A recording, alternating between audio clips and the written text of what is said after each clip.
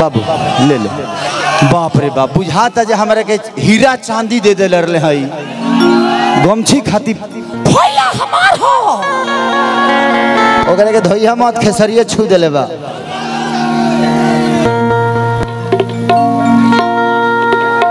भाई भाई thank you thank you thank you thank you. आज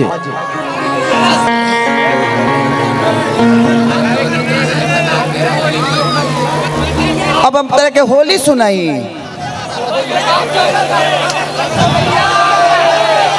ए भाई तनी होली को बजाइए दे भाई। हम ऐसे परिवार देखे, सबसे बड़ी कि डीजीएस परिवार कि आप लोग हैं, मैं भी हूं। आप जो बोलेंगे वो मैं करूंगा। हाई देखो कहा तक कि भैया आप ही दोनों का गाना है, वो भातार मेरा होली में धोखा दिया है। मैं सुना दूंगा बाबू कि भातार मेरा होली में धोखा दिया है, ऐसे ही मैंने देवर जी को मौका दिया है। मैंने देखिए इसीलिए होता है, संगीत का कोई माहौल नहीं होता, संगीत की कोई जगह नहीं होती, कलाकार की कोई जात नहीं होती, कोई सीमा नहीं होता। इस बच्चे को होली अच्छा लगता है, ये बोल रहा है कि मैं उसी पे एंजॉय करूंगा, बट समय है नहीं होली का।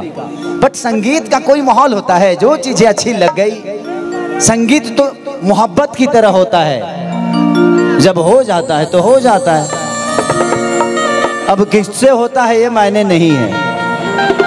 कमर डैमेज। चलिए हमारे आराध्या फिल्म का गाना है। सुभी जी आइए आइए आइए, अब आप हैं तो आइए जाइए एक बार और। बाबू आपका फरमाइश पूरा कर दूंगा। बाबू वो गाना लोड कर लेना, भातार मेरा होली में धोखा दिया है। हाँ हाँ हाँ, हमारे आपके ही थे, वो बहुत बड़ा हिट गाना था। तो आप बिहार कम आती हैं, यूपी में कम आती हैं, आप बिजी रहती हैं। मेरे सॉन्ग जो बहुत बड़े हिट हुए हैं वो आपके साथ ही हैं सारे। इंडस्ट्री में जितनी लड़कियों का सबसे ज्यादा हिट मेरे साथ ही है। वो भले जितना जाने कि जितना हिट हुई सबसे ज्यादा खेसरिए के संगे हुई, इसमें मेरा कोई योगदान नहीं है।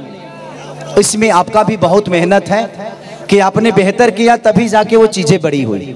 खेसारी कोनो 30 मार खान ना होवे जे कुछ छू दी है तो हो जाई नहीं। आप लोगों का भी बहुत मेहनत होता है, सबका मेहनत होता है।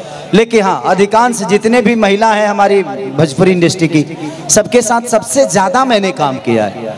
और काम ज्यादा जो करता है तो दिखा तो वही जाता है, दिखता तो वही है।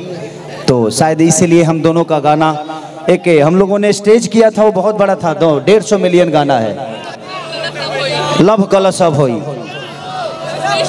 हाँ हाँ बजा दो।